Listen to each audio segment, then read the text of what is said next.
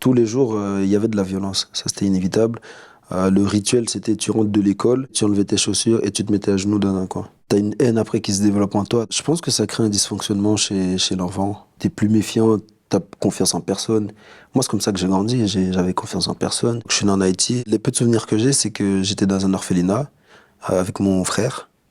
Ma mère, elle vivait avec ma sœur et mon père, je l'ai pas connu.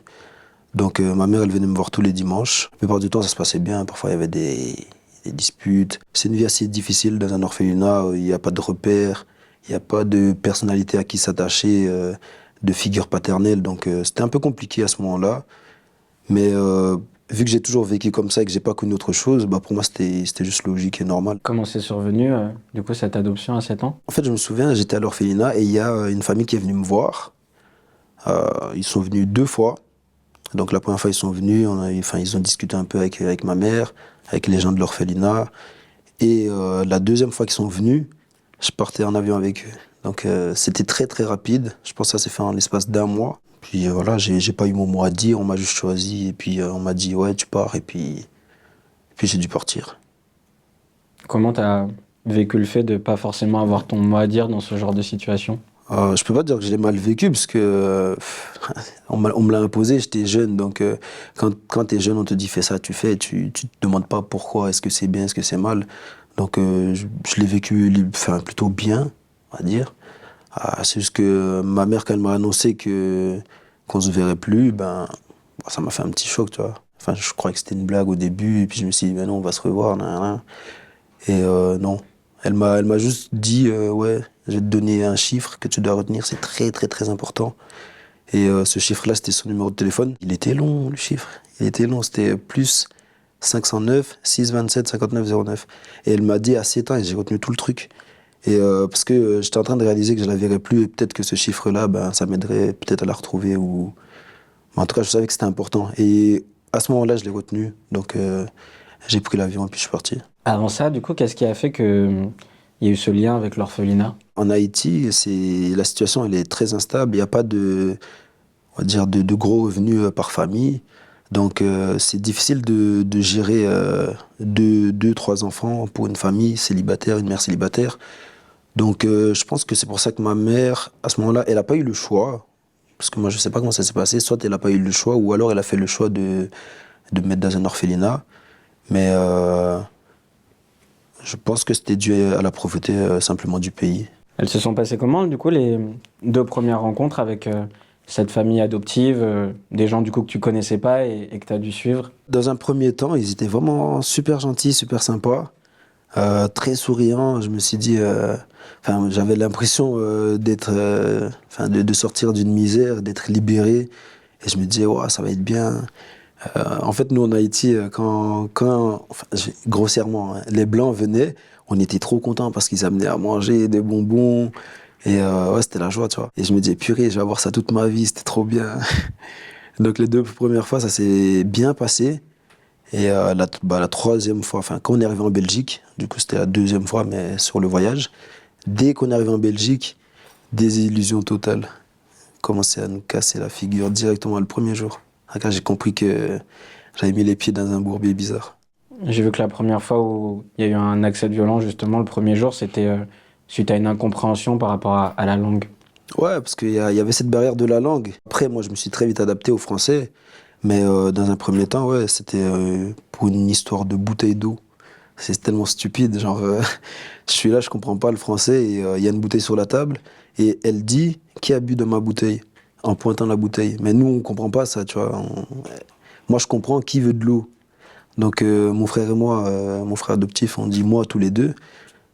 Parti en vrille directement, elle a commencé à nous fracasser la tête avec des câbles, des bâtons, des morceaux de métal, tout ce qui lui passait sous la main, elle tapait avec. Après, je savais pas si c'était normal ou pas, si c'était les normes du pays ou pas. C'est seulement après, quand j'ai vu que les autres étaient sympas, compréhensibles, que j'ai su que c'était eux vraiment le problème. Mais dans un premier temps, je savais pas du tout. Ça a duré 2 ans et demi? Ouais, 2 ans et demi, ouais. Du jour où je suis arrivé, du jour où on est parti de cette famille, ouais, c'était 2 ans. Mais ça m'a semblé 12. C'était long. Est-ce que tu peux me raconter, après ce premier jour, comment ça se passait au quotidien chez eux, l'adaptation aussi à la Belgique? Tous les jours, il y avait de la violence. Ça, c'était inévitable.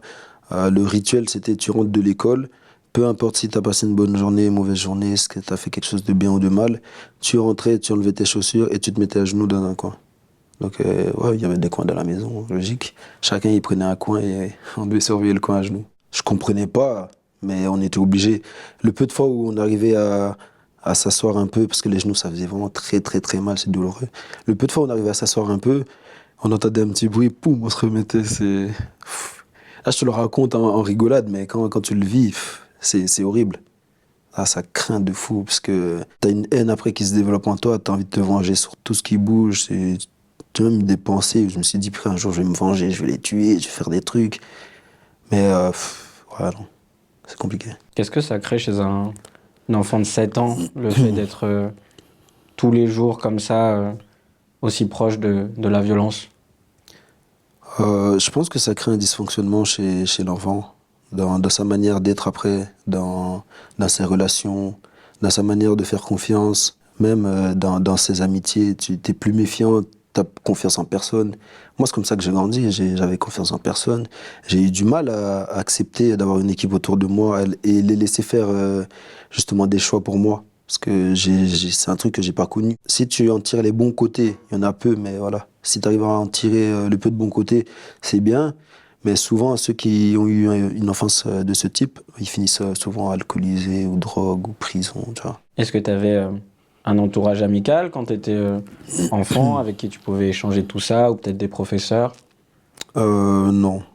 Enfin, j'étais à l'école, hein, j'avais mes professeurs, mais c'est le mot d'ordre, c'était interdit de parler à l'école, vous parlez à personne, sinon vous allez mourir, on va vous faire ci, on va faire ça. Donc c'était sous la menace qu'on parlait pas. Moi j'aurais bien voulu, hein, de vrai, mais on pouvait pas. Malgré que les profs voyaient, hein, ils voyaient nos visages, les balafres, ils nous disaient ouais, t'es sûr ça va?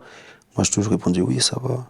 Et ils me disaient fais-moi confiance. Et j'avais peur de faire confiance, parce qu'un jour que j'ai fait confiance à une prof. Ben, elle est partie voir la dame, lui dire ouais, c'est pas normal, il nous a dit ça, ça, ça, et puis nous on a morflé derrière. Donc j'ai essayé de faire confiance, et puis la dame elle a bien voulu faire, mais elle a mal agi, donc on a payé directement après, donc compliqué. C'est-à-dire elle a mal agi. Elle a bien agi pour elle dans ce qu'elle voulait faire comme geste, mais pas de la bonne façon. Ça aurait été mieux qu'elle en parle d'abord aux collègues, et puis peut-être aller en parler à la police, essayer de faire un truc un peu plus discret. Mais elle est partie directement voir la dame et nous, le jour même, ben, on devait dormir. On devait rentrer après.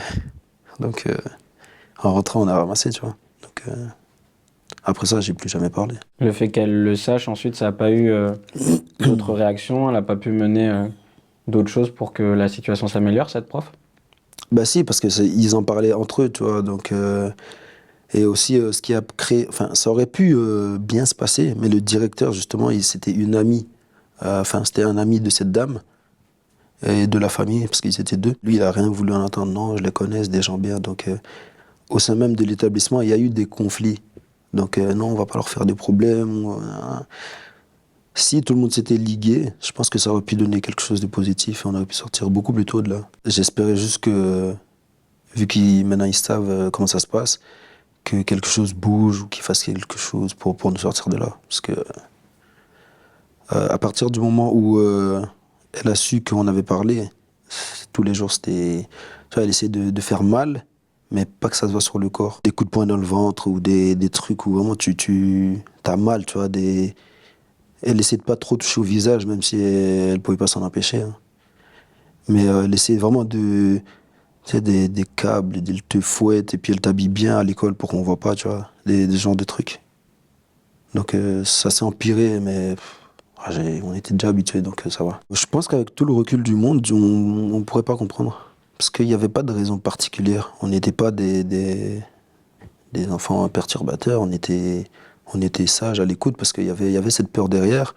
Moi, personnellement, j'étais très, très, très bon à l'école à ce moment-là. Parce que si on ramenait un 9 sur 10, ça passait. Si c'était un 8, on se faisait taper. Donc, j'étais obligé d'être très bon. Donc, les notes, ça suivait. Le comportement, ça suivait. Tu peux pas comprendre et trouver un justificatif à ce qui se passe, tu vois. C'est incompréhensible. Toi, tu dis que t'es persuadé qu'ils vous ont adopté pour des raisons financières, pour l'argent? Ouais, parce que c'est quelque chose que j'ai vu personnellement et mon frère aussi l'a vu. Ma mère, elle m'a dit, attends, moi, j'arrive, j'ai discuté, il part dans un coin et puis je vois de l'argent qui circule. Moi, à ce moment-là, moi, je réalise pas, je sais pas ce qui se passe. Donc, je me dis pas, ouais, on est en train de me vendre ou quelque chose comme ça, mais c'est littéralement ce qui s'est passé parce que quand ils sont venus à l'orphelinat, j'étais pas tout seul là-bas. Il y avait plusieurs enfants. Et ils m'ont choisi comme ça, en mode, ah, c'est lui qu'on veut. Donc c'est comme si, voilà, tu vas au marché, tu choisis ton légume ou ton fruit et tu prends ce que tu veux, tu vois. Puis la transaction, elle s'est faite comme ça et j'ai vu ça de mes yeux. Donc au départ, j'ai pas pensé que c'était quelque chose de négatif parce que voilà, je sais que ma mère, elle m'aime et que une mère, quoi qu'il arrive, elle aime son enfant. Donc c'était pas pour mon mal qu'elle m'envoyait dans cette famille parce elle avait pas conscience de ça. Mais c'est ce qui s'est passé et c'est la réalité. C'était une vente. Enfin, c'est comme ça que je le décris, moi. Tu te souvenais du numéro de ta maman? Ouais, c'était plus 509. Après, les chiffres, c'était 6 27 59 09. T'as pu l'appeler? J'ai essayé quelques fois quand je me suis tabassé. Et le soir, quand tout le monde dormait, j'essayais de prendre un téléphone. Mais ça passe pas. Toujours blocage. Nan. Donc, j'ai toujours retenu le numéro, mais j'ai jamais su l'appeler. Il a évolué comment, le lien à ta maman dans ton imaginaire, ce que tu pensais d'elle, de votre relation? C'est compliqué à expliquer parce que enfin, j'aime beaucoup ma mère. Et je doute pas de son amour non plus, mais il y a pas cette preuve d'amour. Il n'y a pas eu, en tout cas. Je l'ai plus ressenti quand je suis parti, donc j'ai grandi sans. Donc je peux pas te décrire ça. Je pense que le jour où je verrai qu'on s'aime encore à la folie, c'est le jour où je la reverrai. Donc j'espère d'ici un an ou deux. Si je fais bien mon travail, si je finis bien mes adversaires correctement, les primes vont tomber et puis je pourrai débloquer la situation et les libérer de l'enfer d'Haïti. Là, t'as ce projet-là de faire de l'argent pour pouvoir retrouver ta maman? Ouais, c'est l'un de mes plus gros projets de vie. C'est pas que ma mère, hein. Il y a ma sœur, il y a mon frère, ma petite sœur, mon père récemment qui est revenu, que j'avais jamais connu. Personnellement, j'ai pas très envie de le rencontrer, mais en tant qu'être humain, je pense que c'est logique. Après, ça me hype pas tant que ça, hein. Je l'ai pas connu, pour moi c'est un inconnu, donc je sais pas ce que je devrais faire avec. Il est revenu pour quelle raison? Je sais pas du tout. Je sais pas. Peut-être il a réalisé qu'il aimait ma mère, il est revenu, et puis ils se sont mariés aussi. Je l'ai appris par ma sœur. Mais moi, quand je parle à ma sœur, on parle quand même assez régulièrement. Elle essaye de me donner des nouvelles, mais je lui dis, écoute, ça c'est... Je veux rien savoir, c'est ton père, c'est pas le mien. Je sais que c'est pas bien, mais j'ai zéro accroche, zéro attache. Je sais même pas ce que ça me ferait de le voir. Donc, après, je suis pas fermé à l'idée, mais ça me... C'est comme c'est quand c'est un inconnu, quoi. On va me dire, ouais, quand t'as un inconnu, il est important pour toi. Je vais dire, ben non, c'est un inconnu. Et ta maman, t'as pu l'avoir à nouveau au téléphone à partir de quand? Je pensais à partir de mon adolescence, quand j'ai commencé à avoir 15 16 ans, j'ai eu Facebook. Et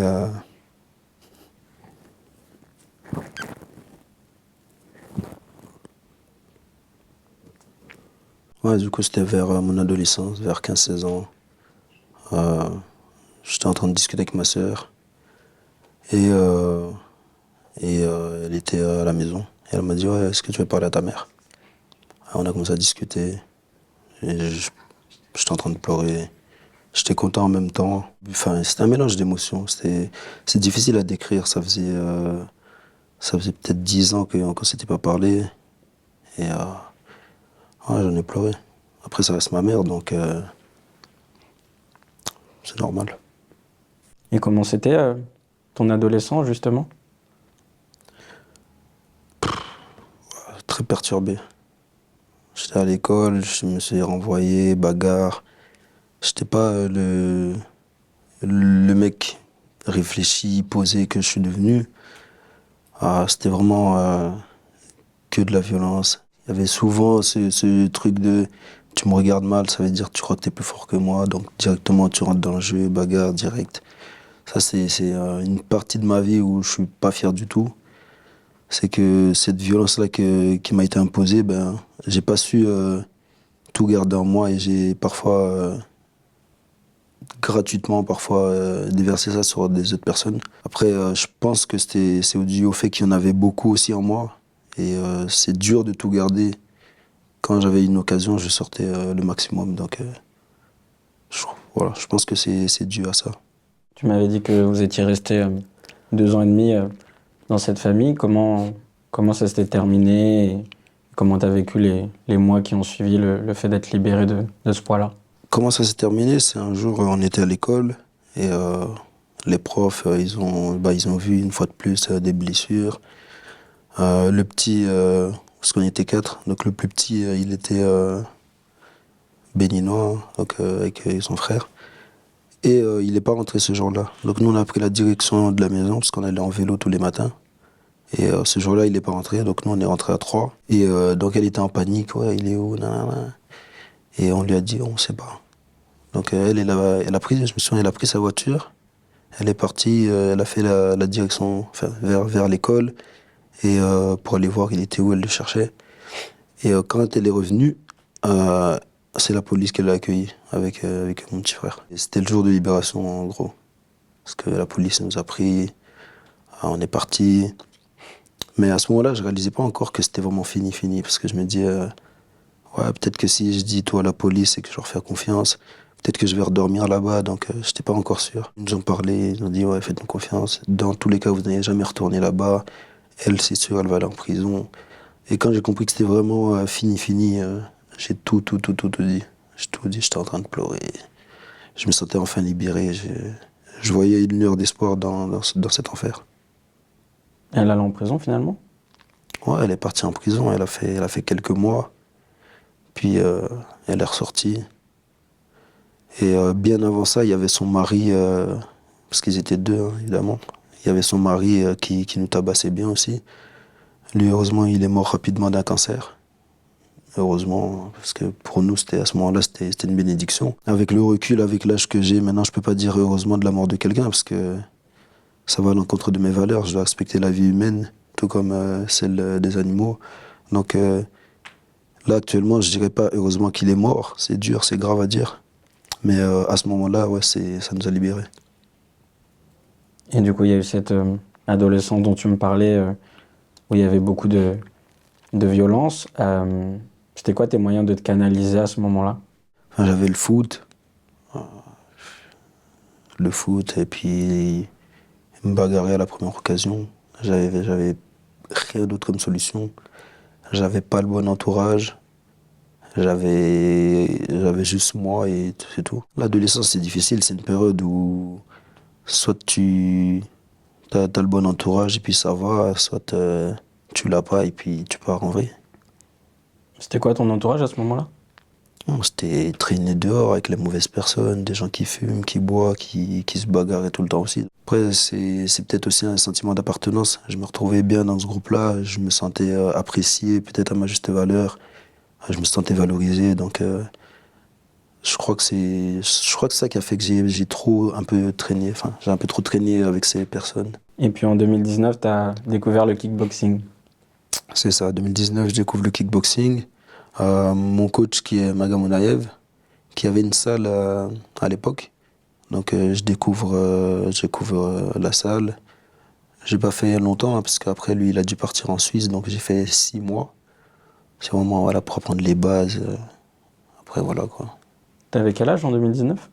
18 ans. Et comment ça s'est passé ces premiers cours de kickboxing? Ça a été une révélation, un endroit où tu t'es senti bien? Dans un premier temps, très honnêtement, mis à part le coach, donc Maga, j'aimais pas les gens qui étaient là parce que c'est un monde que je connais pas, je découvre. Et les gens qui sont là, qui font ce sport-là, ils sont forts, ils sont durs. Moi qui pensais être fort, je me faisais taper tous les jours, donc c'était assez compliqué. Je rentrais chez moi en boitant et je me dis, purée, est-ce que tu vas vraiment y retourner demain? Et pour finir, j'y retournais parce que je suis quelqu'un de dur avec moi-même et j'aime bien traverser justement ce genre de période pour me prouver à moi-même que je suis capable, pour me forger aussi mentalement. Mais je pense que je suis resté parce que c'est la personne qui tenait ce club qui était incroyable, sinon je serais pas parti. J'aime beaucoup quand tu parles de ce lien que tu as avec Maga parce que on voit qu'il a vraiment eu ce rôle de père spirituel et qui t'a énormément Ouais, apporté à ta vie. ouais, ouais, parce que je pense que sans Maga, sans ses conseils, c'est même pas le fait de parler, de m'aider, c'est dans son attitude. Il te voit, t'as besoin d'aide, il parle pas, juste il vient, il t'aide. Il te montre c'est quoi un vrai homme avec un vrai comportement. Et ça, c'est ça que j'ai aimé chez lui. Je lui ai déjà dit, hein, peut-être t'aurais été le père que j'aurais aimé avoir ou le grand frère. Je sais que j'aurais jamais eu de problème comme ça ou j'aurais pas sombré de cette façon-là. Parce que c'est vraiment un exemple. Je, je voudrais marcher très honnêtement sur ses pas, reproduire vraiment être vu comme moi je l'ai vu. Parce que quand je l'ai eu dans ma vie, j'avais honte après de bagarrer, de voler, de toutes les conneries que je faisais. Je me suis dit, purée, s'il découvre ça, comment il me fait confiance, comment il m'aide, il va être trop déçu. Non, non. Donc, juste le comportement, sa façon d'être avec moi, ça m'a calmé. Puis, je venais m'entraîner. J'avais pas les moyens. Il me disait, viens t'entraîner gratuitement. Juste, entraîne-toi. Je sais ce que tu ressens, je sais ce que tu traverses. Tu me payes pas, tu viens, tu juste entraîne-toi et t'inquiète.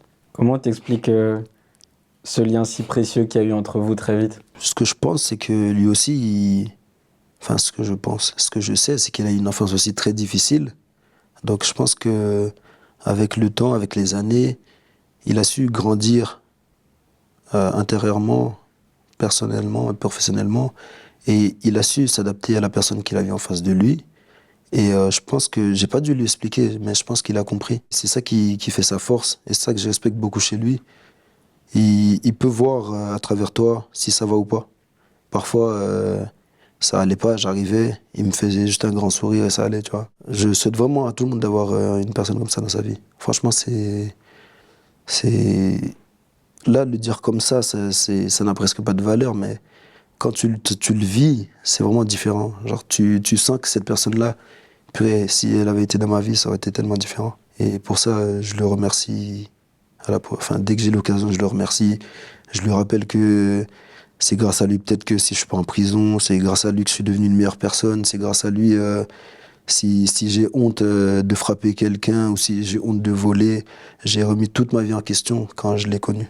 Tout, tout, tout, tout. J'ai l'impression qu'il y a beaucoup de jeunes comme toi qui un jour ont été sauvés par un coach. Ouais.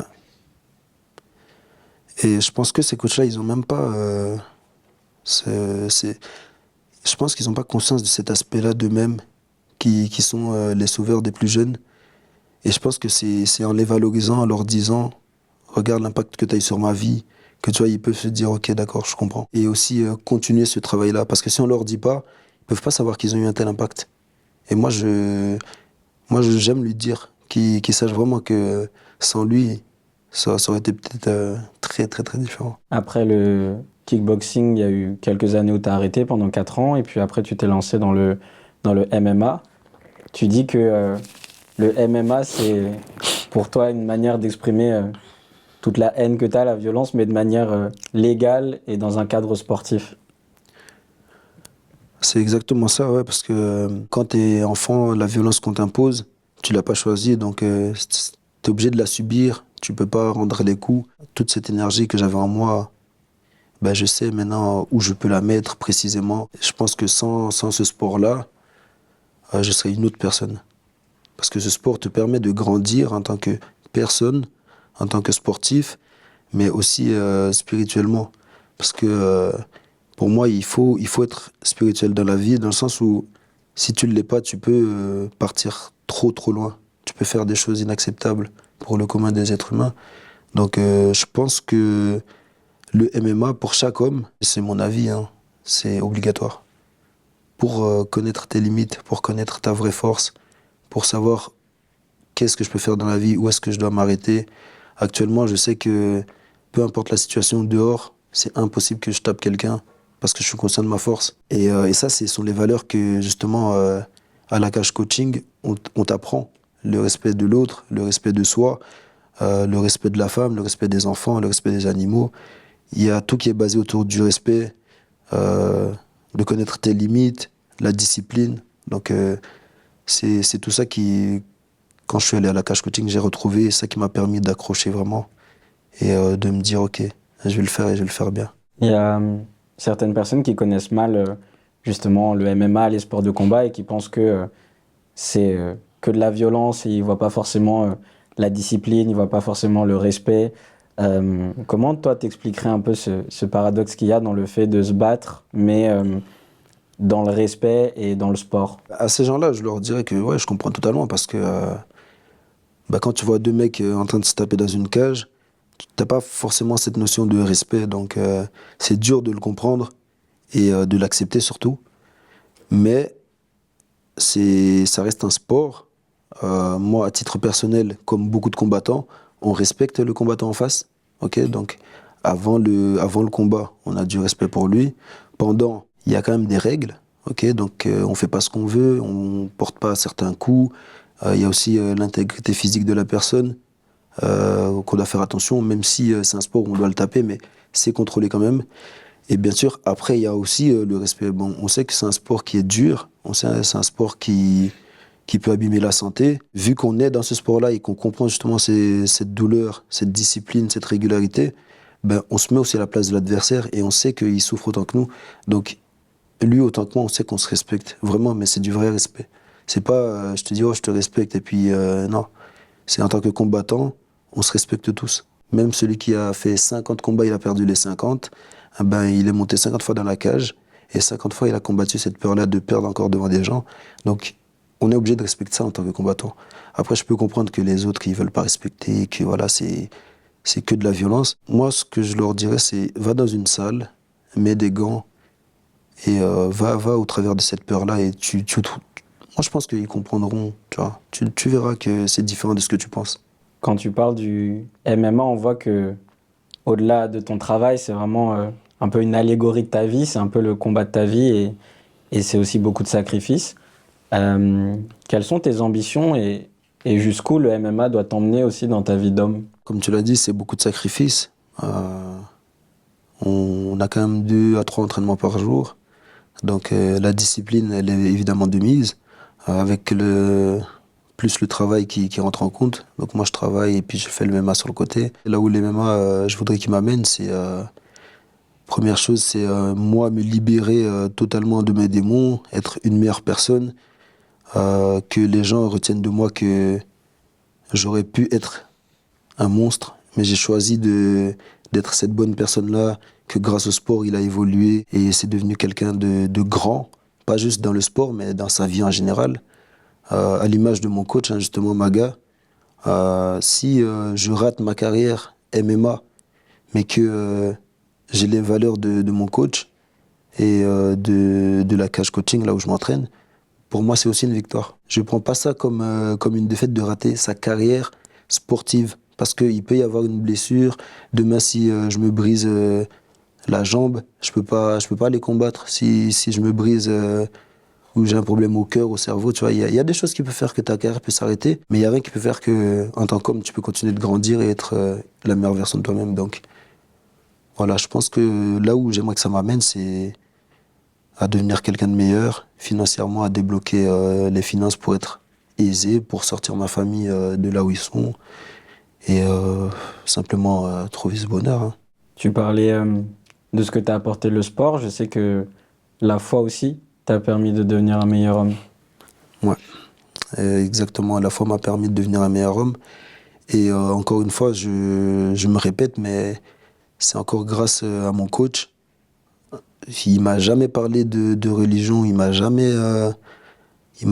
rien dit, il m'a jamais influencé. Il m'a juste influencé dans son comportement. Et en lui, j'ai trouvé c'était quoi le musulman. C'est quelqu'un de respectueux qui aide son prochain, qui fait attention aux petits détails que les gens ne calculent pas, qui est vraiment avenant, tu vois. Donc, et je lui ai dit, hein, si tu avais été un mec qui parlait mal, qui respectait pas ses adhérents, ou même qui les regardait pas, au-delà de leur propre personne, mais plus profondément, ben, je pense pas que j'aurais suivi cette voie-là. Donc, il m'a vraiment influencé dû au comportement et à la bonne personne qu'il était. Je me suis dit, je vais être comme ça aussi. Est-ce que ta famille aujourd'hui est fière de ta carrière, de ce que tu as accompli dans le MMA? Bah, j'en parle un peu avec ma sœur. Évidemment, elle me dit qu'elle est fière, mais pour moi, je suis amateur. Ça fait 2 ans et demi que je suis dans ce sport. Euh, je trouve pas que j'ai fait quelque chose d'exceptionnel pour qu'on soit encore fier de moi. Je voudrais qu'on soit fier de moi. Je ne dis pas, hein, je voudrais. Mais je pense que c'est trop tôt. Je pense que je dois encore accomplir beaucoup de choses, aller décrocher des ceintures ou faire un gros événement marquant où là, moi-même, je dirais, ouais, soyez fiers. Mais là, je trouve pas que j'ai accompli assez pour qu'on me dise, ouais, soyez fiers de moi ou quoi que ce soit. Tu vois encore la route est longue, il y a plein de choses à accomplir. Ouais, la route est encore longue parce que ça fait que 2 ans et demi, hein, comme je t'ai dit. Donc dans ce sport, je suis vraiment un petit, je suis un novice. Ce qui a fait que ça a été vite et que voilà, je suis champion de Belgique et que je suis en 9-3 sur Tapologie, donc 9 victoires pour 3 défaites. Ça a été rapide, certes, mais c'est parce que, c'est encore une fois, c'est mon entourage, c'est mon équipe derrière moi, c'est mon préparateur physique, Kenny ACP, qui me connaît maintenant très bien, qui connaît mon corps, qui sait comment adapter pour chaque blessure. C'est Islam qui me connaît aussi, qui a vu toute mon évolution, qui a vu mon sol tellement nul qu'il me l'a dit. Il m'a dit, purée, t'es nul. Et tu vois, ça me motive. Et maintenant, quand je tourne avec lui, il me dit, purée, t'es trop bien. Et aussi, encore une fois, Maga, mon coach de striking, qui a aussi vu toute mon évolution, qui, au premier abord, ne misait pas sur moi en tant que sportif talentueux. Mais je pense qu'en tant que sportif, on peut aussi développer ce talent de t'es acharné, t'es un mordu du travail. Donc je pense que la persévérance et la discipline, c'est aussi un talent. Donc, et ça, ils l'ont reconnu en moi. Merci beaucoup. Ben, c'est moi qui te remercie.